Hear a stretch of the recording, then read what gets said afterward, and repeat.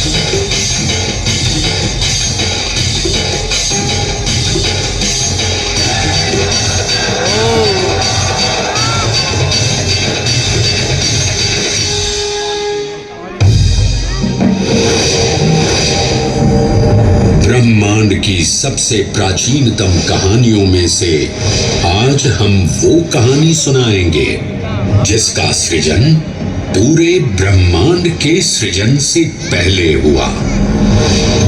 तब न देव थे, न असुर, न जीव था, न जंतु, न जल था, न अग्नि, न वायु, न भूमि। समष्टि के शून्य में विराजती एक शक्ति,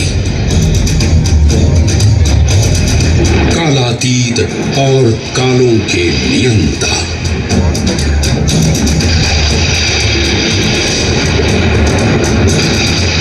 विधाता भी और विध्वंसक भी, अखंड, अचल, अविनाशी। ये कथा है उस महादेव के महाकाल स्वरूप की, जो सृष्टि के आरंभ भी हैं और काल के आगमन भी हैं। वे ही काल के सृजन करता और नियंत्रण करता भी हैं।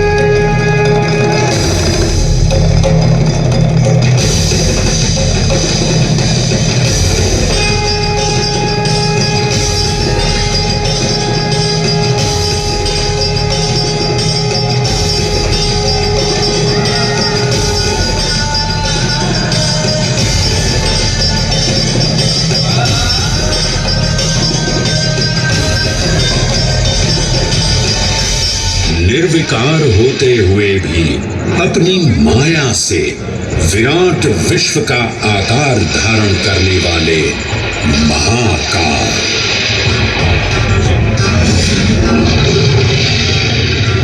मेरुगिरी को धनुष और भगवान विष्णु को बाण बना दैत्यों के 3 पुरों का नाश करने वाले महाकाल। वो महाकाल जो तीनों लोकों में विद्यमान सभी शिवलिंगों में प्रधान है।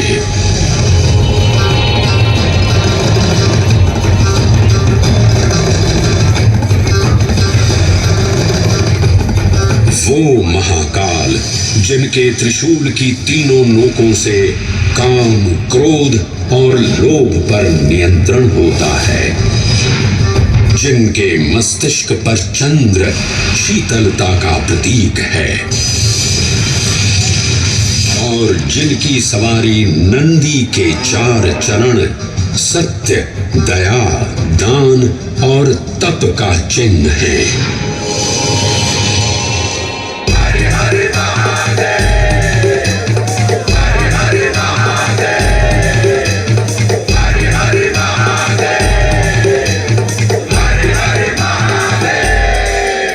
न पुण्यं न पापं न सौख्यं न दुःखं न मन्त्रो न तीर्थं न वेदा न यज्ञः अहं भोजनं नैव भोज्यं न भोक्ता चिदानन्दरूपः शिवोऽहं शिवोऽहम्। हरे हरे महादेव, हरे हरे महादेव।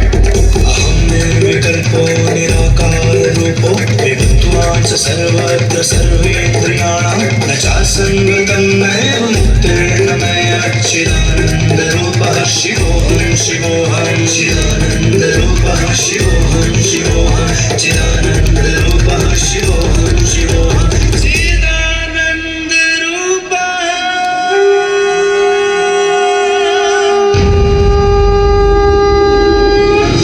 वराह पुराण में कहा गया है, नाभिदेशे महाकालस्तन्नाम्ना तत्र वै हरः, अर्थात नाभिदेश उज्जैन में स्थित भगवान महाकालेश्वर तीनों लोकों में पूजनीय हैं। आकाशे तारकां लिंगम पाताले हाटकेश्वरम मृत्युलोके महाकालम सर्वलिंगम नमोस्तुते। आकाश में तारक लिंग के रूप में, पाताल में हाटकेश्वर के रूप में और मृत्युलोक में महाकाल के रूप में स्थित भगवान शिव को प्रणाम। समस्त लिंग स्वरूपों में विद्यमान भगवान शिव को सादर नमस्कार।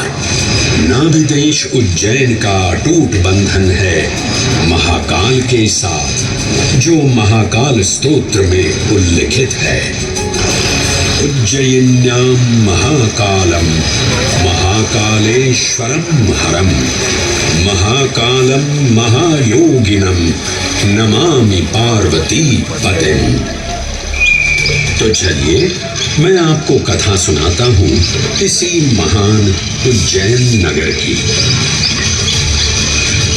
उज्जैन, जिसे संस्कृत साहित्य में अवंतिका, विशाला, कुशस्थली, पद्मावती, कनकशृंगा, स्वर्णशृंगा, प्रतिकल्पा, कुमुदवती और अमरावती के नाम से पुकारा गया।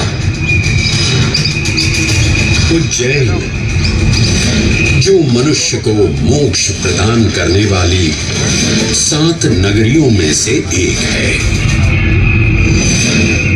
उज्जैन, जहां 84 महादेव का आशीर्वाद प्राप्त है। उज्जैन, जिस पर सदा ही कृपा रहती है महाकाल की। यहाँ सतत क्षिप्रा नदी की निर्मल धारा बहती है। डमरू के नाद से जीवन को ऊर्जा मिलती है। घंटियों की झंकार मन को आनंदित करती है और यहाँ का आकाश शिव आशीष स्वरूप है। श्मशान ऊषर क्षेत्र पीठम तु मनमेव च पंचकत्र न लभ्यते महाकाल पुरद्दते। अर्थात यहाँ पर श्मशान, ऊषर यानी अनुपजाऊ भूमि, क्षेत्र अर्थात पवित्र भूमि, पीठ यानी शक्ति स्थान और मन अर्थात आध्यात्मिक शांति का स्थल, पांचों एक ही स्थान पर उपलब्ध हैं। ये संयोग महाकाल की नगरी उज्जैन की महिमा को और गरिमामय बना देता है। उज्जैन के इस अलौकिक स्वरूप से प्रभावित हो महाकवि कालिदास अपने काव्य मेघदूत में लिखते हैं, हे जलधर, यदि महाकाल के मंदिर में समय से पहले तुम पहुंच जाओ तो तब तक वहां ठहर जाना जब तक सूर्य आंख से ओझल न हो जाए। शिव की संध्याकालीन आरती के समय नगाड़े जैसी मधुर ध्वनि करते हुए तुम्हें अपने धीर गंभीर गर्जनों का पूरा फल प्राप्त होगा। ये संध्या आरती जिसे कालिदास ने सराहा है अत्यंत महत्वपूर्ण है, क्योंकि ये वो प्रहर है जब सभी देवी देवता गंधर्व यहाँ उपस्थित होते हैं।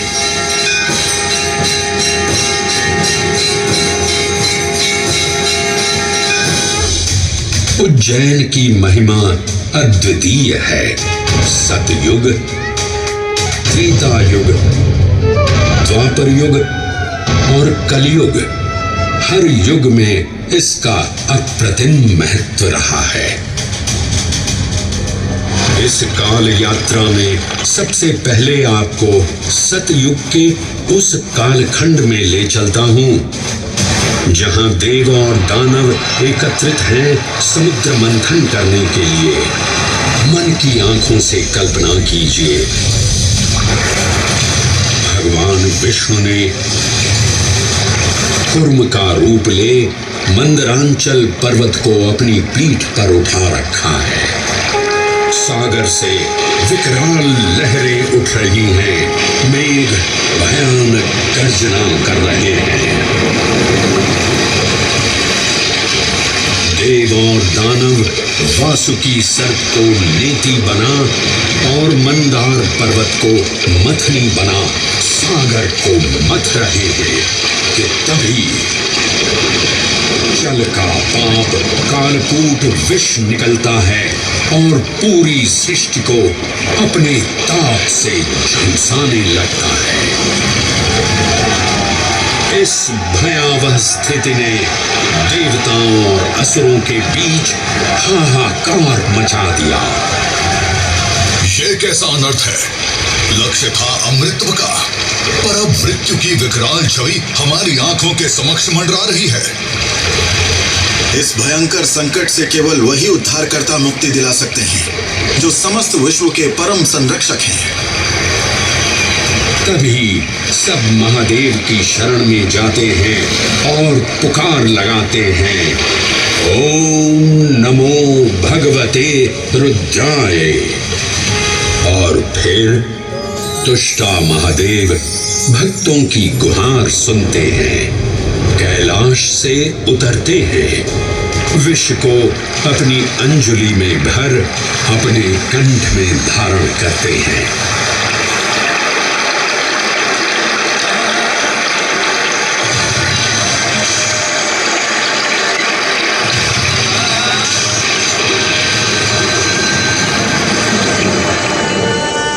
अंततो गत्वा सागर मंथन से अमृत कलश प्रकट होता है।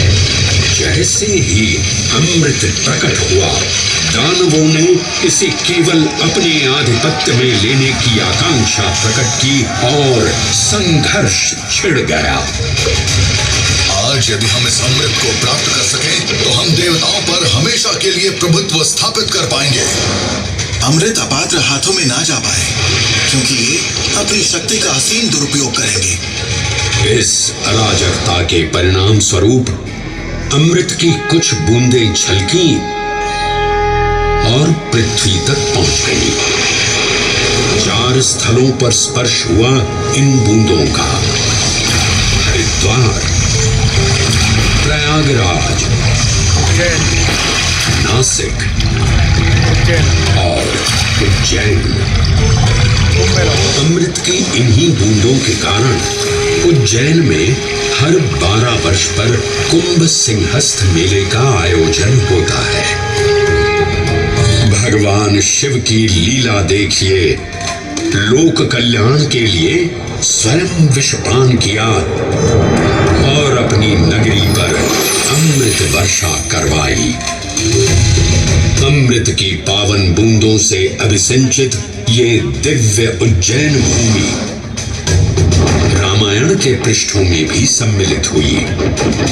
सतयुग के बाद त्रेता युग में माता सीता की खोज में वानर सेना का यहाँ आगमन हुआ।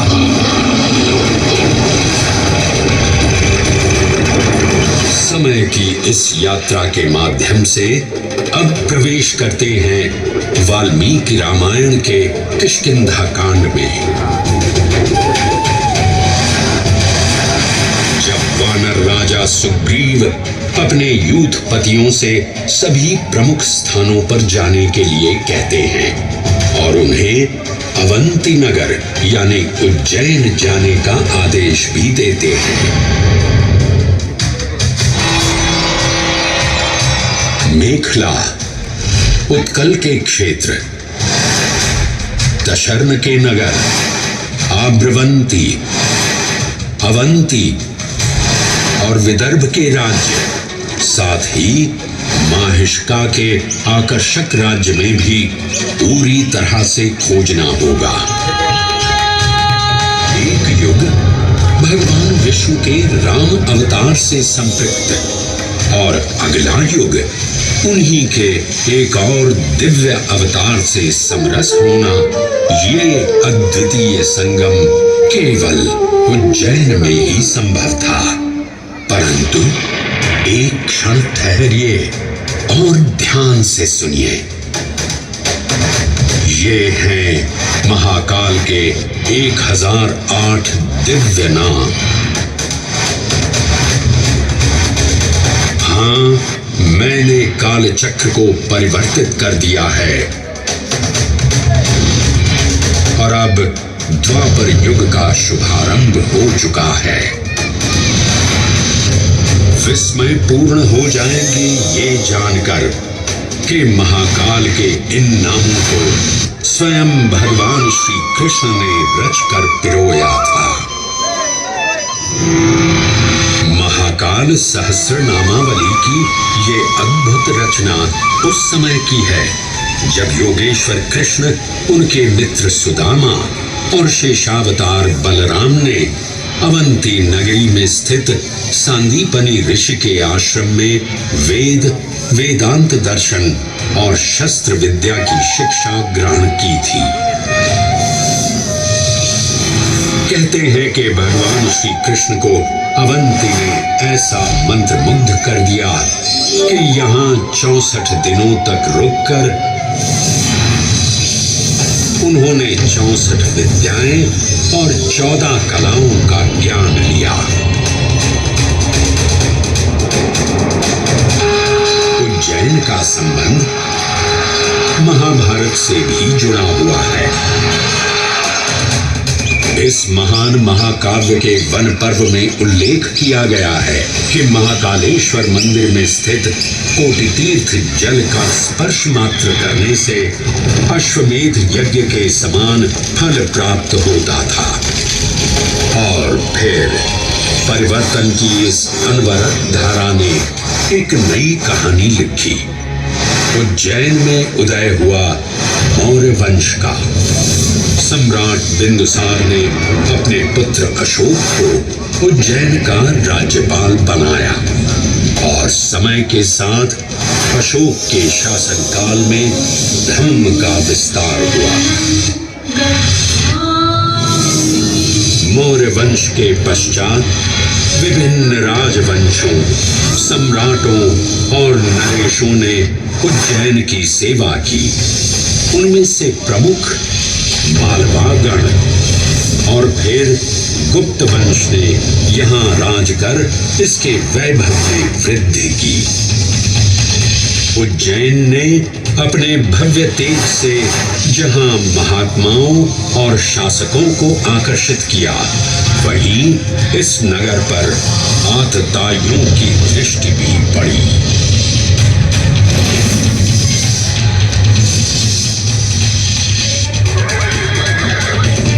शक मध्य एशिया की खानाबदोश जनजाति थी, जिन्होंने उत्तर पश्चिमी और मध्य भारत के कुछ हिस्सों पर आक्रमण कर अपना शासन स्थापित किया। ईसा पूर्व प्रथम शताब्दी में जब भारत शकों के अत्याचार से त्रस्त था, तब उन शकों ने उज्जैन पर भी कब्जा कर लिया और फिर उज्जैन में उदय हुआ एक तेजस्वी योद्धा महाराज विक्रमादित्य का। एक तरफ शकों का बल तो दूसरी तरफ विक्रमादित्य का अद्वितीय पराक्रम। विक्रमादित्य की तलवार महादेव के तीसरे नेत्र सी चमकी। प्रचंड युद्ध हुआ। महाकाल की कृपा से शूरवीरों ने शकों को परास्त किया और उज्जैन में गणतांत्रिक शासन स्थापित किया।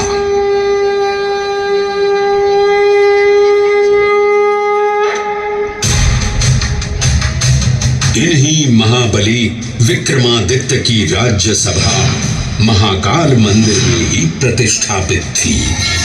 आज भी इस मंदिर की घंटियों में विक्रमादित्य की वीरता और शौर्य की प्रतिध्वनि गुंजायमान होती है।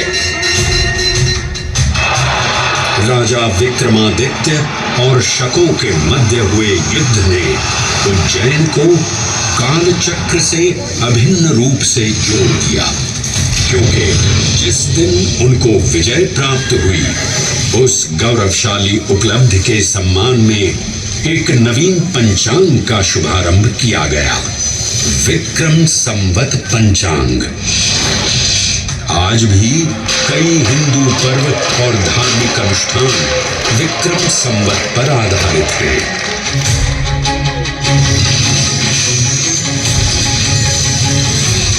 पृथ्वी की भौगोलिक कर्क रेखा इस पावन उज्जैन भूमि से होकर गुजरती है। लगभग 300 वर्ष पूर्व उज्जैन विश्व समय का प्रमुख संदर्भ बिंदु था। यही कारण है कि उज्जैन की वेदशाला में वराहमिहिर, आदित्य दास, ब्रह्मगुप्त, आर्यभट्ट और भास्कराचार्य जैसे महान विद्वान अनुसंधान और अध्ययन में तल्लीन रहते थे। खगोल शास्त्र का केंद्र, महाकालेश्वर का आवास, जगत गुरु कृष्ण की नगरी, विक्रमादित्य का राज। जयति जय उज्जैनी, वैभवशालिनी नगरी उज्जैन।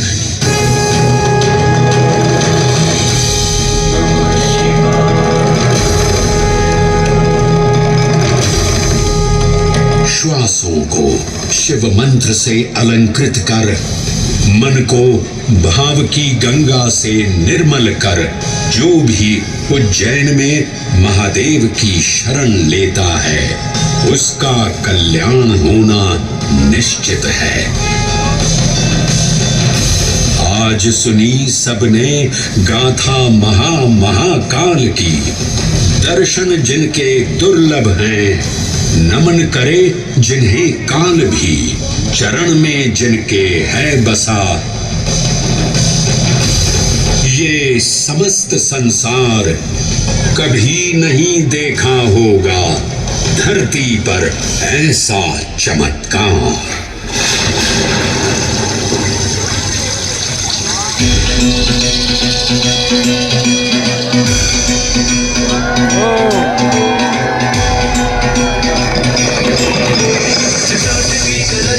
प्रवाह पावितस्थले गलेवलम्बिताम्बुजं तुङ्गमालिका डमड्डमड्डमड्डमड्डमड्डिनादमड्डमर्वयं चकार चन्द्रताण्डवं तनोतु नः शिव शिव